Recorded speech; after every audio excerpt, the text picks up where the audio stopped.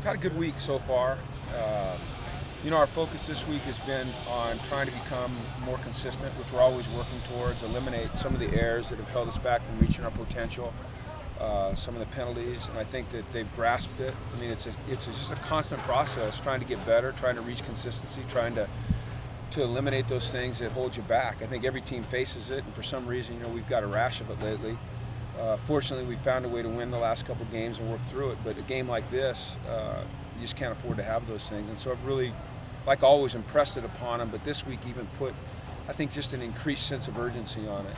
And I get the feeling through the 3 days of practice we've had that they're very focused. They understand what it's going to take to win this game. They understand the challenge in front of them. They have great respect for Arizona and what they've been able to do. And I think they're excited about going out on Saturday night and putting it on display and seeing if we can improve and correct some of the things that have held us back. So positive is we're 6-2, and we do have a lot of room for improvement. The critical thing is that we improve. So that's what we're going to work really hard at, or we have worked really hard at, and hopefully it pays off on Saturday night.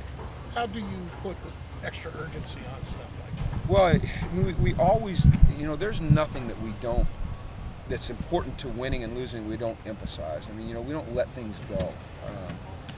It's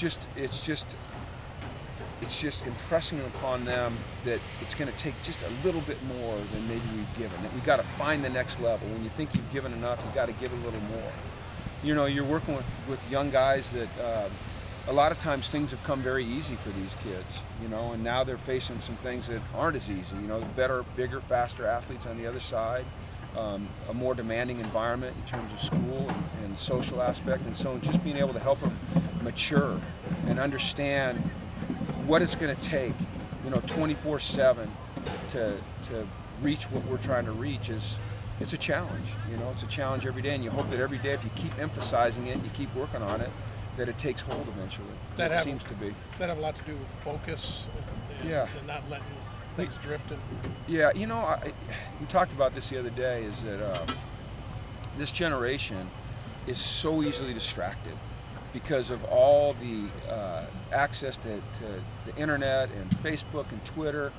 And I mean, when we were kids, you had to think about stuff, And nowadays, I don't know that kids have to think about things for as long as we used to have to and process them. So my point to them is put that stuff away and think about what we're doing here. Don't go immediately to the distraction. When we have a practice, think about what just happened in the practice instead of going and picking up your phone and looking at the latest Instagram photos. And so that's a challenge with this generation.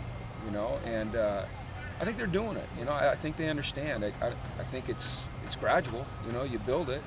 But I think they're starting to understand it. I hope they are. You have to go through that again. A shiny object went by and you lost these two guys. I did. I was going to say, thinking sounds pretty hard, though. Thinking? I don't think it's no, but I think you guys understand what I mean, is that, you watch kids today. I watch my own kids, and in the middle of a conversation with them, they're looking at their phone. They're doing that, and we didn't do that. We used to focus in and talk and comprehend and then put things into action.